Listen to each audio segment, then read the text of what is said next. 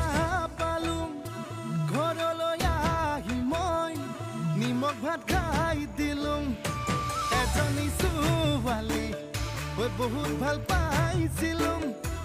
এটালৈ পলাই গ'ল এচুমাও নাপালোঁ হেনো দিনে ধৰি মদ খাব শিকিলোঁ ভাং খাব শিকিলোঁ আনৰে চকুতে বেয়া ল'ৰা